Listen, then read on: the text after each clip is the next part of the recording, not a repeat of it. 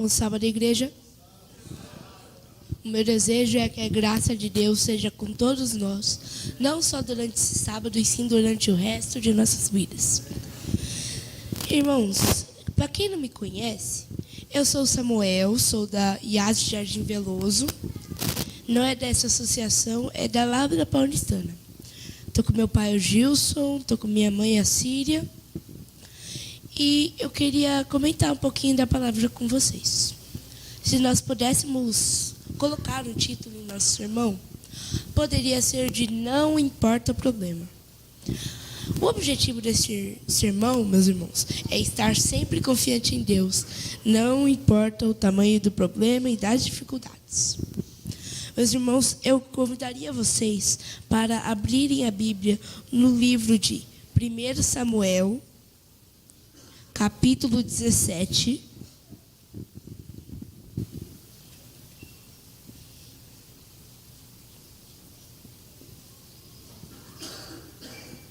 Primeira Samuel 17.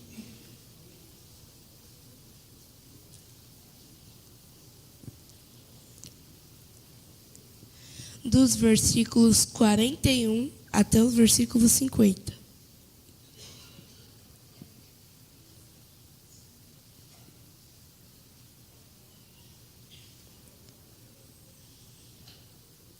Amém? Amém, misericórdia? Vamos ler então. Golias, o filisteu, começou a caminhar na direção de Davi.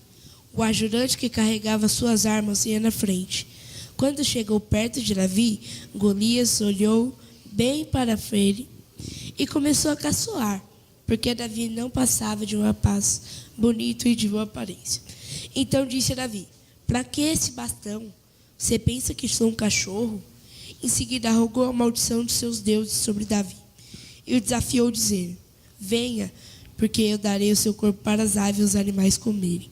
Então Davi respondeu: "Você vem contra mim com espada, lança e dardo, mas eu vou contra você em nome do Senhor Todo-Poderoso, o Deus dos exércitos israelitas, que você desafiou.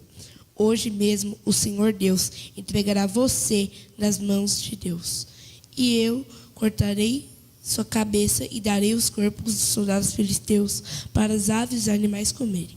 Então o mundo inteiro saberá que o povo de Israel tem um Deus.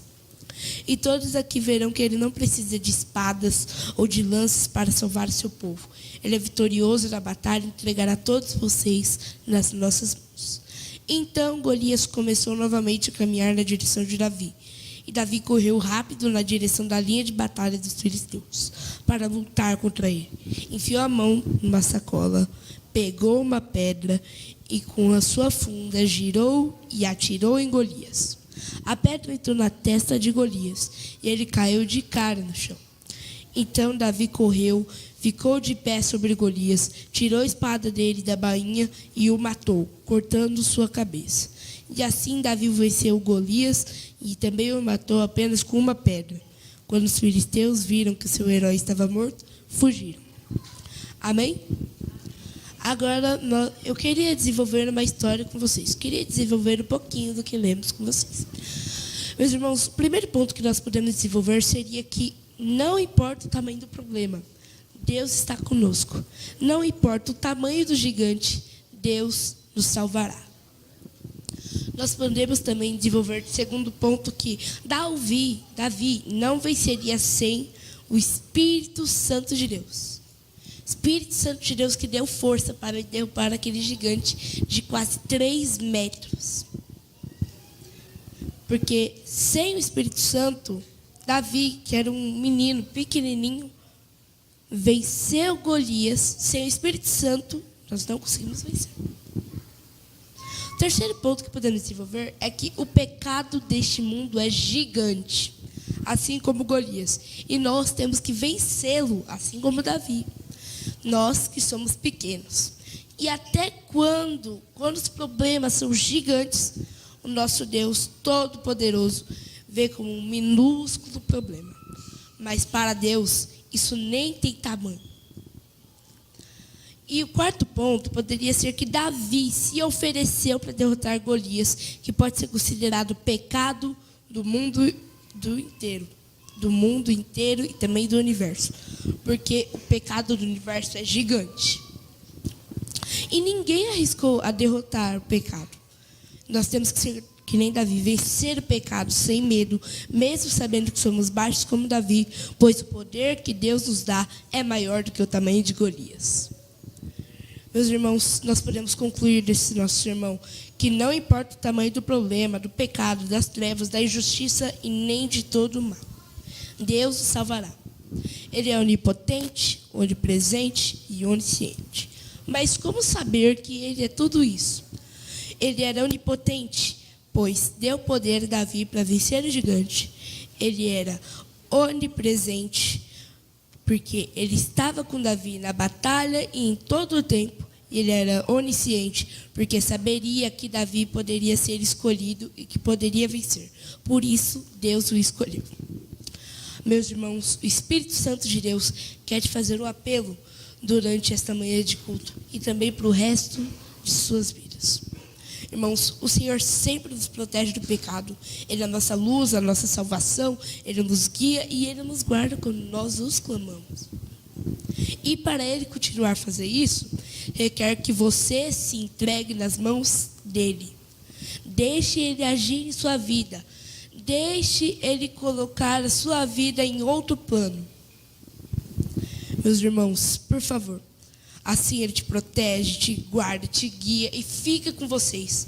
Ele coloca a marca dEle em suas vidas, falando: não, esse é meu, esse vai comigo.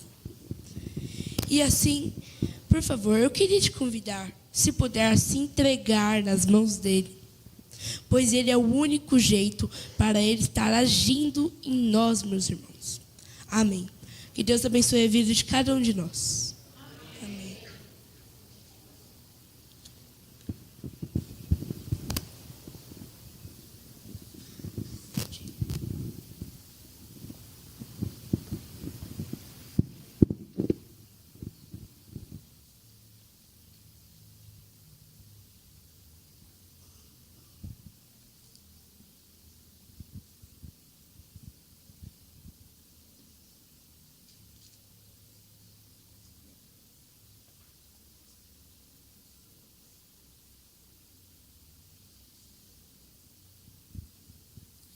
Eu quero estender um cordial bom dia aos irmãos.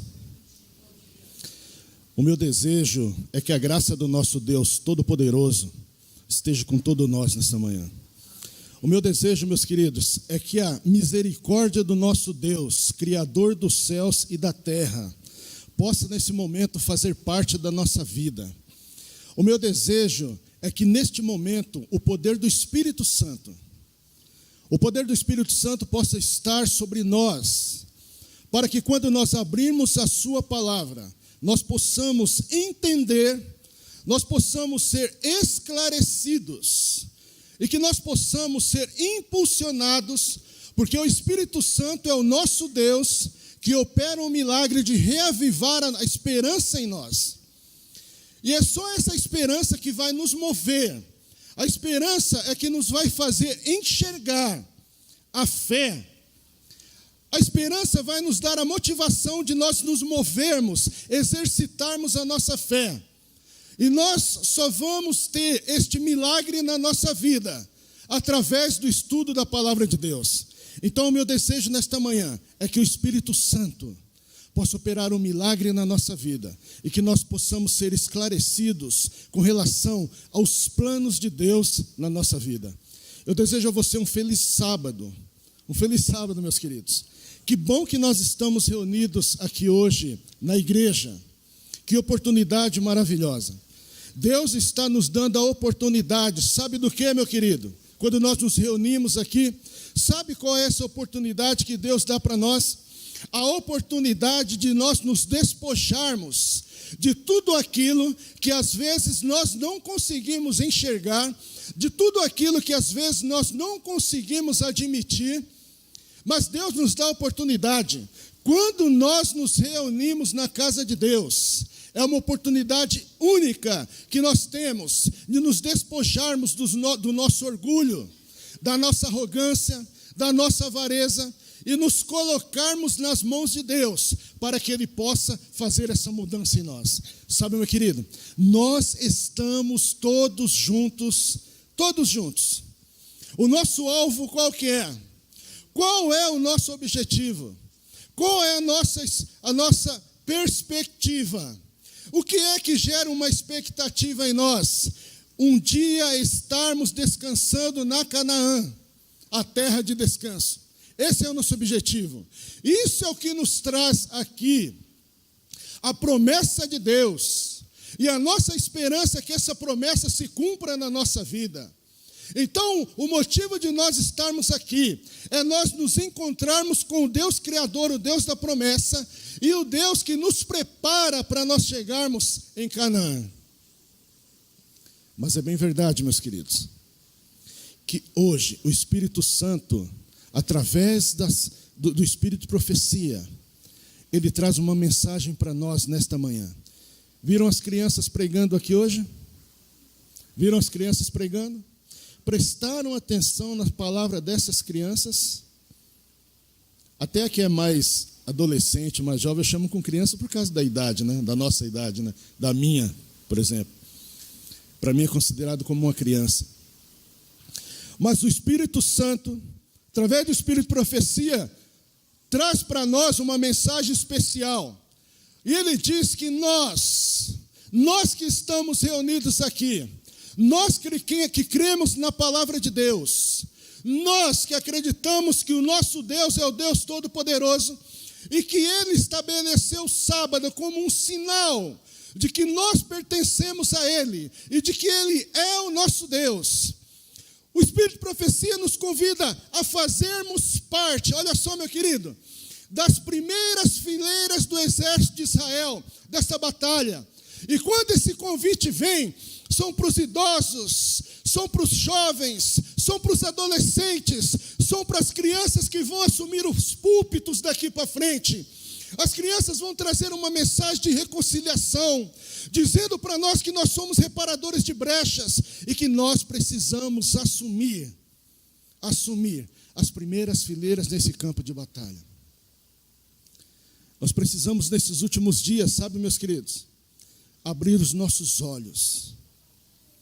Nós precisamos ter a sensibilidade de deixar o Espírito Santo mostrar para nós que essa batalha dos últimos dias da história da humanidade é uma batalha feroz. Nestes últimos dias, é como se nós estivéssemos andando, como diziam já os pastores anteriores, na contramão da vida, meu querido. Você sabe que nos últimos dias, tudo aquilo que Deus criou, que pertence a Ele, que é original, Satanás faz uma contrafação. Sabe o que quer dizer isso? Ele pega aquilo que Deus criou e faz uma transformação sem pedir autorização de Deus, sem ser permitido por Deus. O Espírito de profecia diz que um dia Satanás reúne os seus anjos. Presta atenção aqui, meu querido, porque nós estamos aqui não é por acaso. Nós precisamos ser esclarecidos que nós estamos numa batalha. A questão é um pouco mais séria. Então Satanás chama os seus anjos e ele então faz uma reunião e diz assim: precisamos destruir a humanidade. E aí os seus anjos começam a dar opiniões: olha, vamos fazer isso. Não, isso já acontece todos os dias. Isso eles vão perceber que é eu que estou fazendo. Tem que ser alguma coisa que eles não percebam. Vamos mudar alguma coisa que eles não percebam. Outro anjo dizia o seguinte: olha, vamos fazer isso. E ele disse: não, isso não. Vai ser fácil, eles vão perceber. Tem que ser alguma coisa que eles achem que eles continuam sendo cristãos, que eles achem que eles são adventistas do sétimo dia, eles estão frequentando a igreja, estão cantando, estão pregando, mas estão sendo enganados. Olha só. Esse texto está no livro Temperança. Estude o livro Temperança para você entender a artimanha de Satanás nos últimos dias para enganar o povo de Deus. E aí ele diz o seguinte: não, isso vai ser muito fácil, mas eu tenho uma ideia. tudo aquilo que Deus criou, eu vou mudar. Sabe a uva que Deus criou? Vou transformar na bebida alcoólica. Sabe essa comida que Deus criou? Eu vou fazer ela de uma forma que o povo de Deus não perceba, mas que acabe com a sua saúde física e a sua saúde mental. E sabe, meu querido, vamos entender uma coisa. Nestes últimos dias, sabe uma coisa que Satanás tirou do original de Deus e vem mudando constantemente? É a família. Nós sempre pregamos e nós sempre ouvimos que a família é o quê? Me ajudem aí, o que a família é na sociedade hoje? A família é o quê? A base da sociedade. Mas a grande realidade é que Satanás pegou o original da família que Deus criou, fez uma contrafação sem pedir autorização e mudou. Nós entendemos o que é uma família ser a base da sociedade, mas hoje a base da sociedade como família é completamente diferente. Não tem nada a ver com aquilo que Deus criou como original. E nós que somos cristãos, infelizmente nos últimos dias, nós vamos perdendo o terreno. E sabe, meu querido, o Espírito de Profecia diz o seguinte: se continuar assim, Satanás vai destruir as famílias. Se continuar assim, Satanás vai destruir as famílias. Mas sabe por que ele não vai conseguir destruir a família, meu querido? Porque todas as vezes que Satanás tenta destruir o povo de Deus, Deus intervém. Amém? Glória a Deus, porque o nosso Deus é um Deus poderoso e Ele intervém na história da humanidade. Por favor, abra sua Bíblia no Salmo 137. Nós vamos mudar, meu querido. Eu te falei ali que era uma coisa, estudei isso realmente, mas aqui eu senti a necessidade de nós mudarmos. Então vamos estudar o Salmo 137. Por favor, abra sua Bíblia, meu amado. O salmo que nós vamos ler é o Salmo de número 137. O Salmo de número 137 talvez seja conhecido.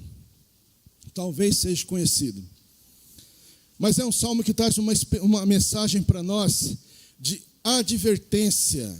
É um salmo que nos exorta, principalmente na questão desses últimos dias da história da humanidade.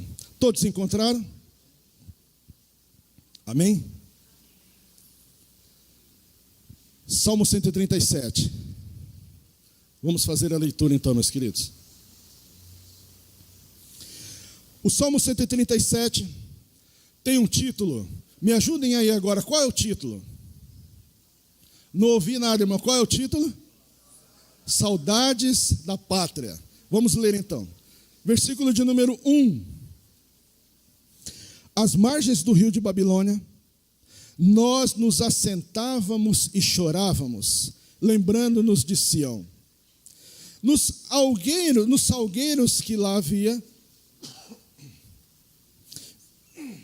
pendurávamos as nossas harpas.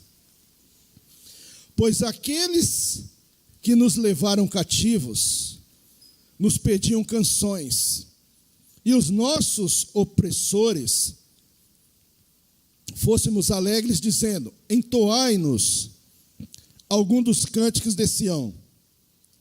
Como, porém, haveríamos de entoar o canto do Senhor em terra estranha? Se eu de ti me esquecer, ó Jerusalém, que se resseque a minha mão direita. Apegue-se-me a língua ao paladar, se me não lembrar de ti, se não preferir eu, Jerusalém, a minha maior alegria.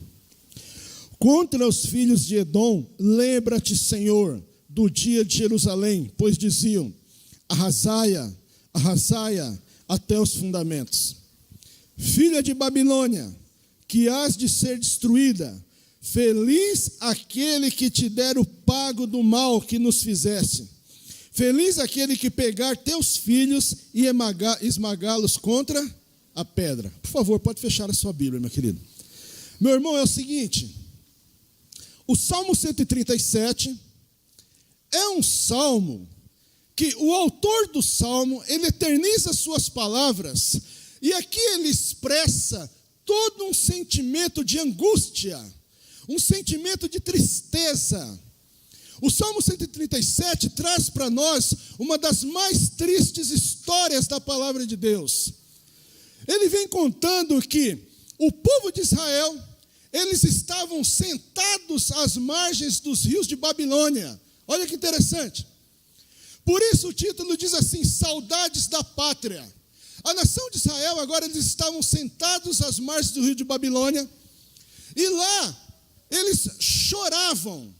O texto diz que eles choravam amargamente às margens do rio de Babilônia. E uma coisa interessante acontecia ali. Os babilônios, eles diziam para os músicos de Israel: canta para nós uma música. E há duas questões aqui.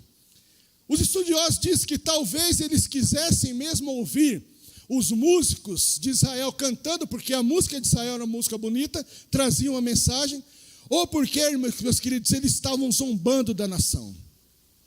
A Bíblia diz que eles estavam sentados, tristes, angustiados, porque a nação de Israel estava vivendo o seu período de cativeiro, 70 anos de cativeiro nesse período em Babilônia. E eles chegaram lá. Sabe o que os músicos fizeram? Os músicos, sabe o que eles fizeram? Eles penduraram os seus instrumentos nas árvores. Aqueles que cantavam os seus louvores não podiam mais cantar, porque tamanha era a sua tristeza. E eles diziam: como que nós podemos cantar uma música? Como que nós podemos tocar um instrumento? Quando nós estávamos lá em Jerusalém, quando nós estávamos na nossa terra, nós cantávamos, nós éramos alegres, mas agora nós somos escravos, nós estamos cativos.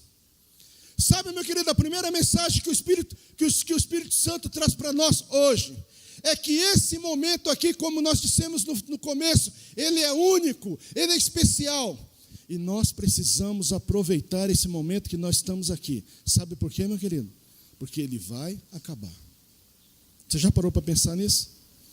Ou você só diz que a Igreja Adventista do Sétimo Dia estuda as profecias quando você vai no estudo, ou quando você diz para alguém: não, meu querido, isso aqui vai acabar.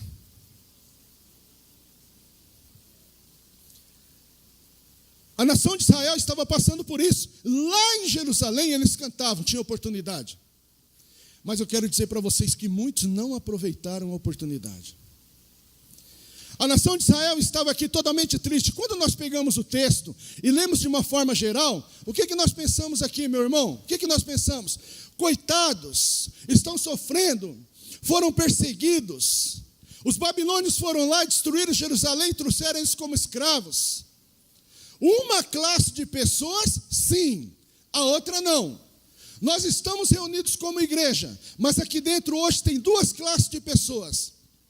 Uma classe de pessoas que estava aqui em Babilônia como cativo, era uma classe de pessoas que conhecia o Deus Todo-Poderoso, sabia dos princípios, estudou as Escrituras, participavam de todo o culto, mas que desprezavam.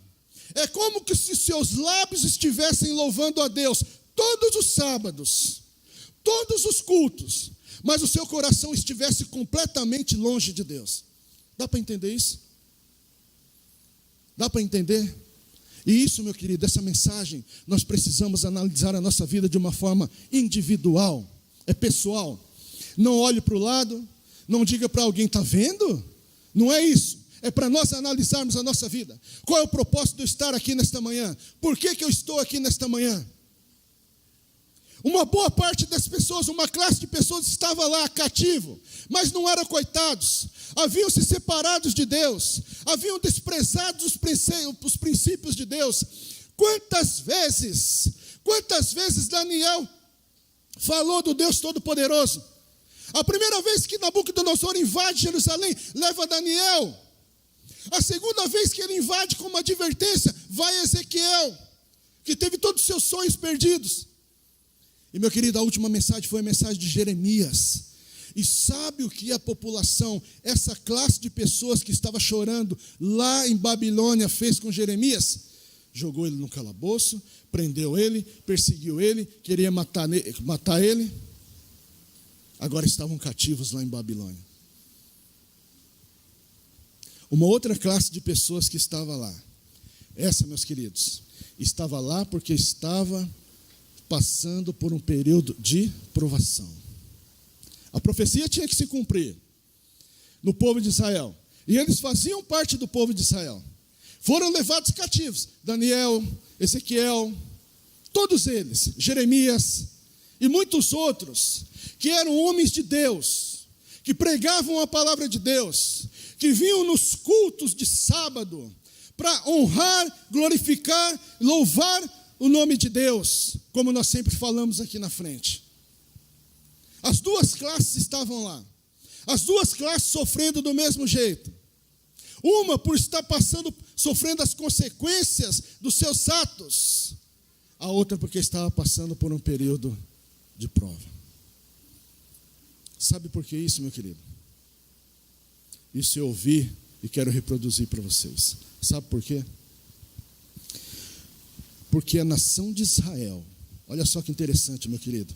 A nação de Israel, ela se tornou uma nação extremamente mal agradecida.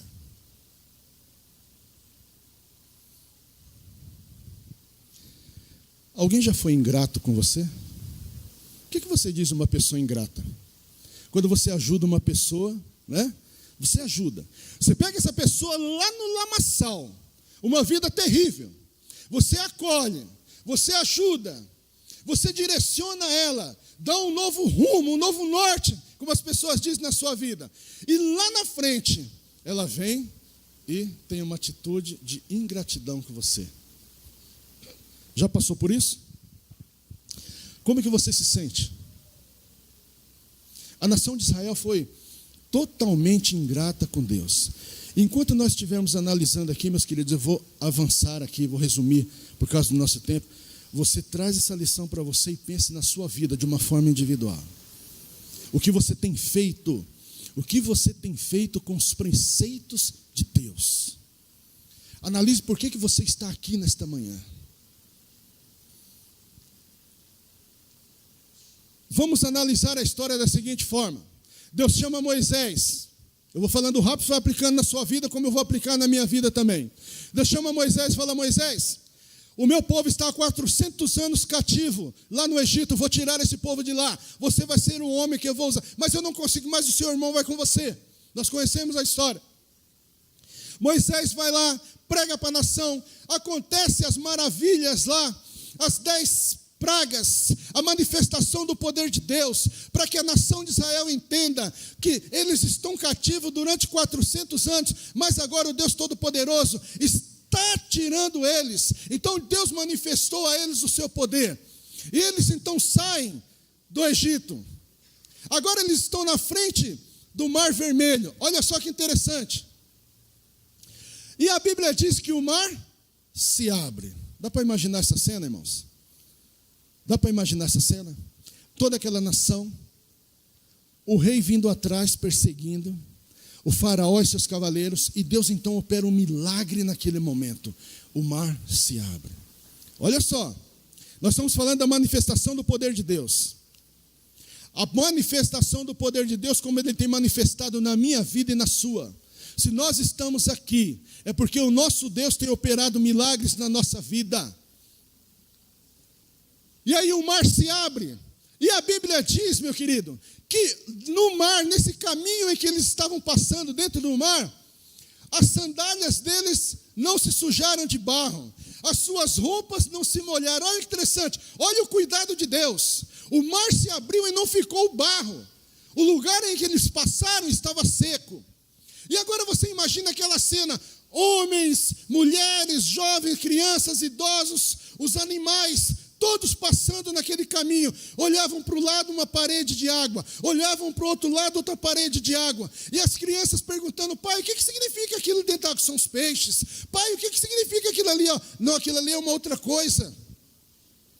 Meus irmãos, e eles passam, depois que passaram o Mar Vermelho, sabe quantos dias?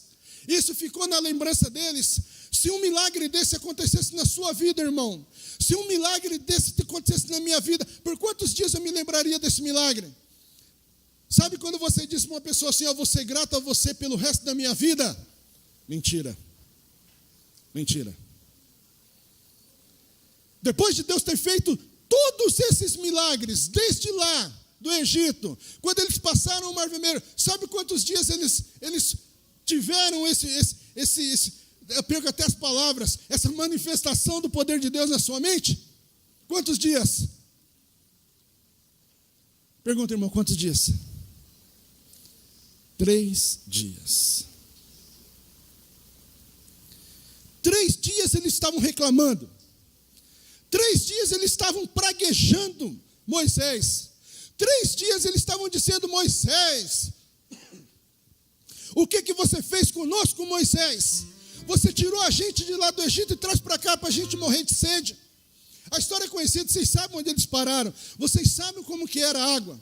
E Deus então faz mais uma vez a manifestação, transforma aquela água.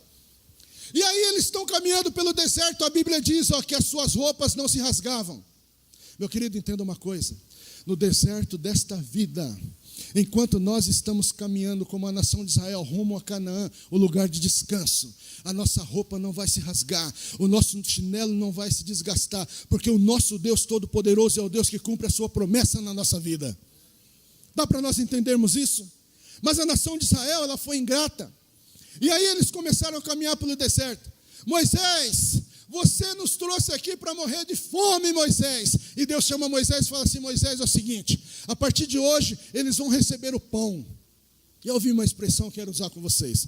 É como que se Deus abrisse uma padaria, sabe? E todos os dias a nação de Israel tinha pão. Mas eles foram ingratos e começaram a reclamar mais ainda. Moisés, nós vamos ficar comendo só o pão. O que vocês querem? Nós queremos carne, nós temos saudades de lá do Egito.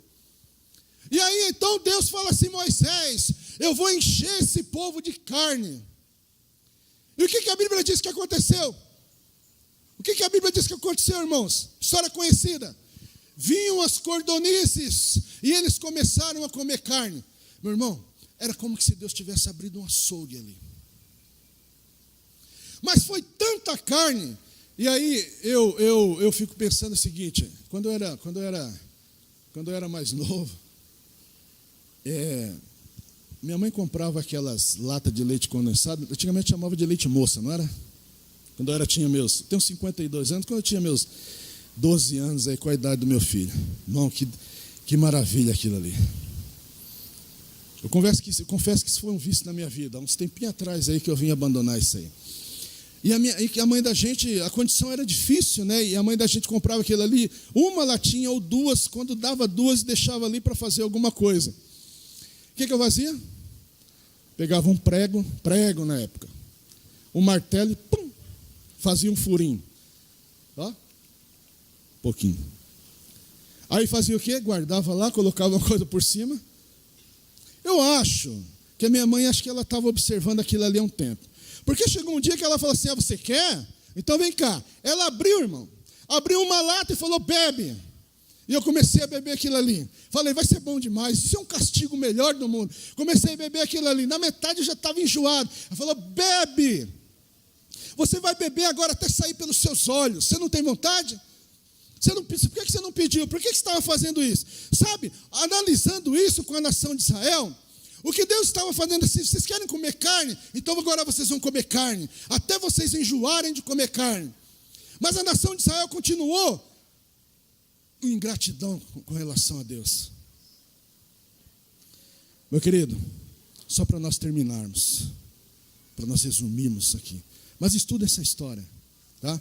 E um dia nós tivermos uma oportunidade, nós vamos detalhar bem esse assunto. Moisés não entrou em Canaã.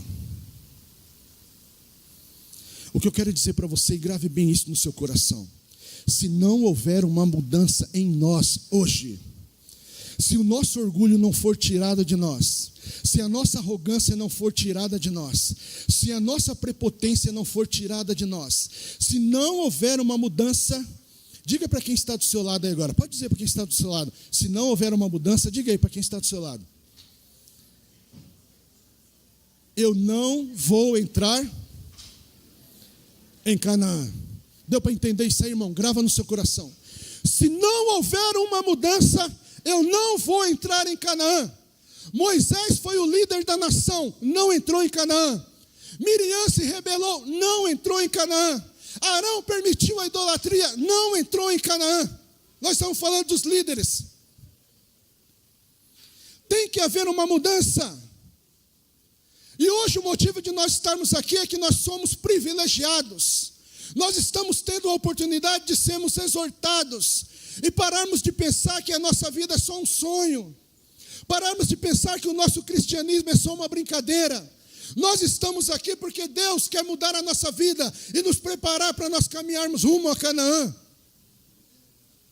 Sabe, meu querido, Jeremias foi um dos profetas. Jeremias profetizava.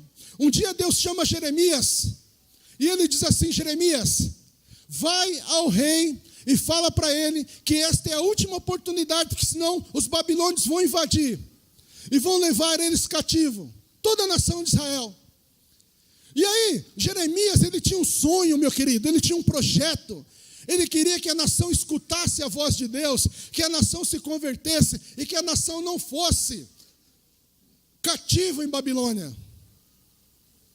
E ele vai então ao rei de Israel, lá em Jerusalém. E olha só a situação. Ele chega, ele manda a mensagem através do seu amigo, do seu servo, porque ele não podia ir, senão as pessoas iam matar ele. E aí, chegando lá, ele então lê a mensagem que o próprio Deus havia enviado para o rei. Era inverno, tinha uma fogueira, ele estava deitado ali, sabe? E aí começaram a ler a mensagem de Deus para ele. É como que se nós hoje estivéssemos estudando a palavra de Deus, estivéssemos ouvindo a palavra de Deus, deitados, sabe, no tempo de frio, na frente de uma fogueira. E a Bíblia diz que começou a ler a mensagem para o rei. O rei pediu o livro e cada página que o rei lia, ele rasgava. É como que se nós estivéssemos rasgando as palavras da Bíblia. Você teria coragem de rasgar a Bíblia, irmão? É como que se nós estivéssemos rasgando a Bíblia. Ele rasgava e jogava no fogo. Lia mais uma parte, rasgava e jogava no fogo. Lia mais uma parte, rasgava e jogava no fogo. Sabe o que isso significa? Que culto após cultos, nós nos reunimos na igreja, ouvimos a palavra, mas ela não tem um efeito no nosso coração. É como se nós rasgássemos e quando nós saíssemos por aquela porta, nós jogássemos no lixo tudo aquilo que nós estudamos aqui dentro. Sabe, irmão, acabou. Eu vou voltar para a minha vida normal, para o meu trabalho normal, para o meu relacionamento normal, sabe? Para a minha vida que eu costumo viver na minha casa, com a minha família. Depois eu vou na igreja no outro dia. A nação de Israel viveu assim. Deus deu 3 oportunidades. A última, o rei rasgou a sua palavra. E aí volta o servo de Jeremias. Jeremias, e aí, deu certo? Não, não deu certo, meu querido. O rei rasgou tudo aquilo que Deus havia feito. Mas agora, meu querido, preste atenção no apelo que o Espírito Santo vai fazer para você, para nós terminarmos. Preste atenção aqui. O Jeremias, ele ficou angustiado. Talvez você possa analisar a sua vida nesta manhã. Talvez eu analise a minha vida nesta manhã e diga assim: diante de Deus eu estou perdido, eu não vou entrar em Canaã. Jeremias fica angustiado naquele momento. E Deus fala assim: o que foi, Jeremias? Deu certo? Olha, o Deus perguntando se deu certo, sabendo que não tinha dado certo. E Jeremias fala assim: Senhor, o Senhor sabe do meu desejo, do meu sonho. O Senhor me pede para escrever uma carta, eu mando esta carta lá, e eles rasgam esta carta. Por que o Senhor fez isso comigo? É como que se nós estivéssemos aqui nesta manhã, dizendo: Senhor, o Senhor conhece a minha vida. Por que eu estou sentado aqui ouvindo essas palavras de novo?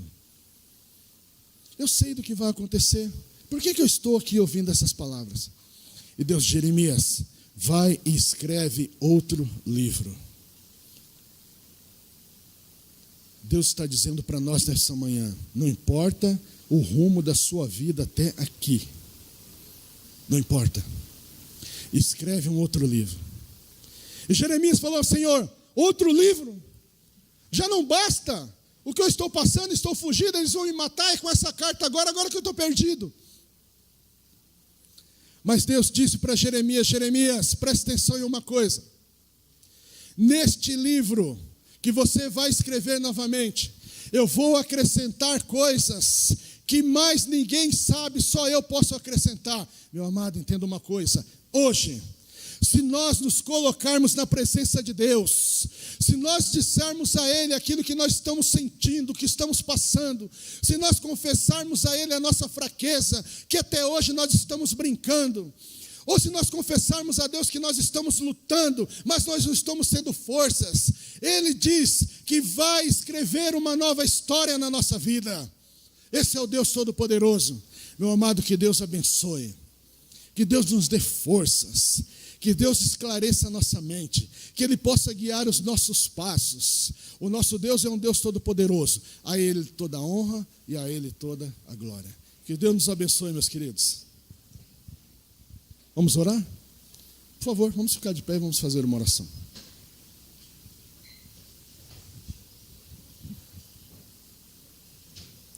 Oremos. Soberano Deus e Pai que habita nos céus, meu Senhor, muito obrigado por esse dia de vida que o Senhor está nos concedendo, meu Senhor. Meu Senhor, abençoe a vida de cada irmão que está aqui, meu Senhor, durante o resto das vidas deles. Meu Senhor, por favor, eu queria te fazer um pedido para que o Senhor abençoe a todos, guie todos, esteja com a vida de todos que estão aqui, meu Senhor. Meu Senhor, por favor, muito obrigado porque o Senhor nos permitiu ouvir a Tua palavra para que nós guardemos os nossos corações. Meu Senhor, por favor, abençoe a vida também, meu Senhor, de cada parente, de cada ente querido dessas pessoas que, se não puderam vir, por favor, meu Senhor. Abençoe também, meu Senhor, por favor, a Tua Santa Igreja.